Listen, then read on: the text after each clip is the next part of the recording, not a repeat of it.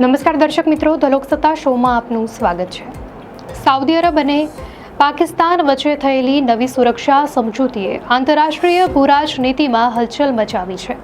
આ કરાર, જેને વ્યૂહાત્મક પરસ્પર સંરક્ષણ કરાર તરીકે ઓળખવામાં આવે છે, તે એક એવા સમયે થયો છે જ્યારે પશ્ચિમ એશિયા અને દક્ષિણ એશિયા બંને ક્ષેત્રોમાં તણાવ વધી રહ્યો છે. ઇઝરાયેલે કતારની રાજધાની દોહા પર તાજેતરમાં કરેલા હુમલા અને થોડા મહિના પહેલા ભારત અને પાકિસ્તાન વચ્ચે થયેલા સૈન્ય સંઘર્ષના સંદર્ભમાં આ કરારનું મહત્વ અનેક ગણું વધી જાય છે. પાકિસ્તાનના વડાપ્રધાન શહેબાઝ શરીફની સાઉદી અરબની મુલાકાત દરમિયાન આ કરાર પર હસ્તાક્ષર થયા. સંયુક્ત નિવેદનમાં સ્પષ્ટપણે જણાવાયું છે કે જો બંને દેશોમાંથી કોઈ પણ એક પર આક્રમકતા થશે તો તેને બંને દેશો સામેનો હુમલો ગણવામાં આવશે. આ નિવેદન દર્શાવે છે કે આ માત્ર એક સામાન્ય સહયોગ કરાર નથી, પરંતુ એક ગઠબંધન જેવું છે જે બંને દેશોની સુરક્ષાને એકબીજા સાથે જોડે છે. ભારતના ભૂતપૂર્વ રાજદ્વારીઓ અને સુરક્ષા નિષ્ણાંતો આ કરારને ભારત માટે મોટો ફટકો માની રહ્યા છે. સાઉદી અરબમાં ભારતના ભૂતપૂર્વ રાજદૂત તલમીઝ અહેમદના જણાવ્યા અનુસાર આ સમજૂતી ભલે તાત્કાલિક અસર ન કરે, પરંતુ લાંબા ગાળે ભારત માટે નુકસાનકારક સાબિત થઈ શકે છે. તેઓ કહે છે કે હવે ખાડીના દેશો પોતાની સુરક્ષા માટે પાકિસ્તાન, તુર્કી અને ચીન જેવા દેશો તરફ જોઈ રહ્યા છે, જ્યારે ભારત આ પ્રદેશમાં ક્યાંય દેખાતું નથી. આ ત્રણેય દેશો, ચીન, તુર્કી અને પાકિસ્તાન, ઓપરેશન સિંદૂર દરમિયાન પણ ભારત વિરુદ્ધ એક થઈ ગયા હતા, જે દર્શાવે છે કે આ એક નવું ગઠબંધન બની રહ્યું છે. દક્ષિણ એશિયાના ભૂરાજનીતિના ઊંડા નિષ્ણાંત માઇકલ ગુગેલમેન પણ આ જ વાત પર ભાર મૂકે છે. તેમણે કહ્યું કે આ કરાર ભારતને પાકિસ્તાન પર હુમલો કરતા રોકશે નહીં, પરંતુ તે પાકિસ્તાન, ચીન અને તુર્કીની ત્રિશક્તિને મજબૂત કરશે. આ સમજૂતી બાદ ભારતની રાષ્ટ્રીય સુરક્ષા પર અસર પડશે, જેની તપાસ વિદેશ મંત્રાલય પણ કરી રહ્યું છે.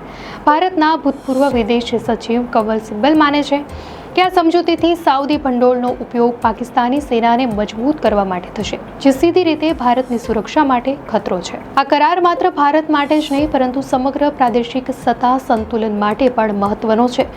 યુએસની ડેલાવેર યુનિવર્સિટીના પ્રોફેસર મુકદ્દર ખાન કહે છે કે જો ભારત પાકિસ્તાન પર હુમલો કરશે તો સાઉદી અરબ ભલે સીધા સૈનિકો ન મોકલે, પરંતુ તે પાકિસ્તાનને આર્થિક અને ટેકનોલોજીકલ મદદ આપી શકે છે.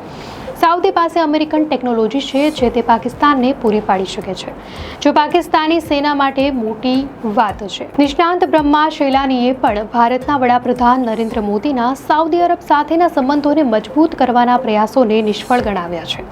તેમણે કહ્યું કે વડાપ્રધાન મોદીએ સાઉદી અરબ સાથેના સંબંધોને વ્યૂહાત્મક ભાગીદારી સુધી પહોંચાડ્યા હોવા છતાં આ કરાર એક ખરાબ સરપ્રાઇઝ છે, જે દર્શાવે છે કે સાઉદી અરબ પોતાના હિતોને પ્રાધાન્ય આપી રહ્યું છે. પાકિસ્તાન અને સાઉદી અરબ વચ્ચેનો સંબંધ નવો નથી. 1998માં પાકિસ્તાનના પરમાણુ પરીક્ષણ પછી સાઉદીના તત્કાલીન સંરક્ષણ મંત્રીએ પાકિસ્તાનના ગુપ્ત પરમાણુ અને મિસાઇલ ઠેકાણાઓની મુલાકાત લીધી હતી, જેનાથી અમેરિકા પણ ચિંતિત થયું હતું.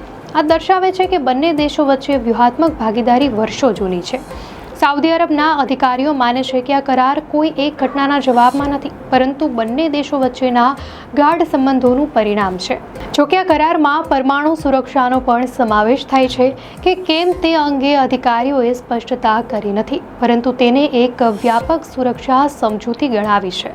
ભારતના સંબંધો વિશે ભૂતપૂર્વ રાજદૂત તલમીઝ અહેમદ કહે છે કે સાઉદી સાથે ભારતના સંબંધો સારા છે, પરંતુ તે મુખ્યત્વે વેપાર સુધી સીમિત છે, જ્યારે પાકિસ્તાન એક સુરક્ષા ભાગીદાર છે. સાઉદી અરબની યમન સરહદ પર પાકિસ્તાની સૈનિકોની તૈનાતી આજે પણ ચાલુ છે, જે પાકિસ્તાની સુરક્ષા ભૂમિકાનું ઉત્તમ ઉદાહરણ છે. આ કરાર ભવિષ્યમાં ભારત, પાકિસ્તાન અને સમગ્ર ક્ષેત્ર માટે નવા પડકારો ઊભા કરશે, જેના પર ગંભીરતાથી ધ્યાન આપવાની જરૂર છે. દર્શક મિત્રો, અંગે આપની શું પ્રતિક્રિયા છે અમને કોમેન્ટમાં ચોક્કસથી જણાવશો.